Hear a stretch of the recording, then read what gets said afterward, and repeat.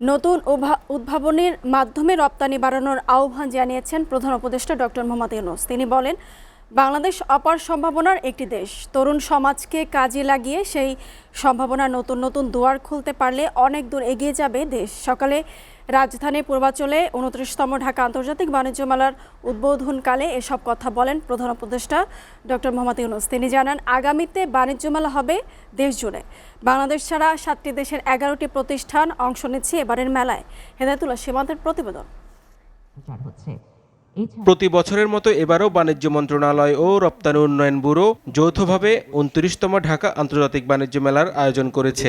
উপদেষ্টা পরিষদের পূর্বাচলে Bangladesh China friendship exhibition সেন্টারে বাণিজ্য মেলার উদ্বোধনী অনুষ্ঠানে যোগ দেন প্রধান উপদেষ্টা ডক্টর মোহাম্মদ ইউনূস। তিনি বাংলাদেশকে নিয়ে গেছেন। বক্তব্যে তরুণদের বিনিয়োগের আহ্বান জানান তিনি। এই দেশটা একটা অপূর্ব সুযোগের দেশ, ১৭ কোটি মানুষের দেশ, এত ছোট্ট একটা জায়গার ভেতর, এবং তার মধ্যে বেশিরভাগ হলো টাটকা তাজা তরুণরা আমাদেরকে যে পর্যায়ে নিয়ে এসছে, আমরা একাকার হয়ে গেছি। এখন আমরা ওই সীমাতে চলে গেছি। কাজে সেই সীমাতে আমাদেরকে সেই তরুণরা, তখন এটা আন্তর্জাতিক হবে, আন্তর্জাতিক তরুণরা দেখতে আসবে বাংলাদেশের তরুণরা কী করছে, বাংলাদেশের তরুণরা কী করছে।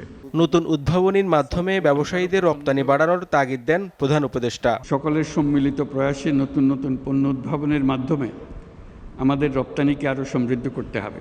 পণ্যের পাশাপাশি সেবা খাতে বিনিয়োগ ও রপ্তানি বৃদ্ধির লক্ষ্যে এগিয়ে আসার জন্য আমি আমাদের ব্যবসায়ী মহলকে অনুরোধ জানাচ্ছি। উদ্যোক্তা তৈরির লক্ষ্যে আগামীতে বাণিজ্য মেলা দেশ জুড়ে হবে বলেও জানান ডক্টর মোহাম্মদ ইউনূস।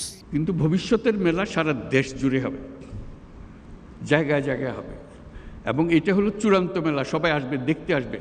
এই মেলার প্রস্তুতি সারা বছর ধরে চলবে, জেলায় জেলায়, উপজেলায় উপজেলায় বাছাই করা কে ফাইনাল মেলাতে জায়গা পাবে। পরে উদ্বোধন ঘোষণা করে মেলা ঘুরে দেখেন প্রধান উপদেষ্টা অধ্যাপক ডক্টর মোহাম্মদ ইউনূস।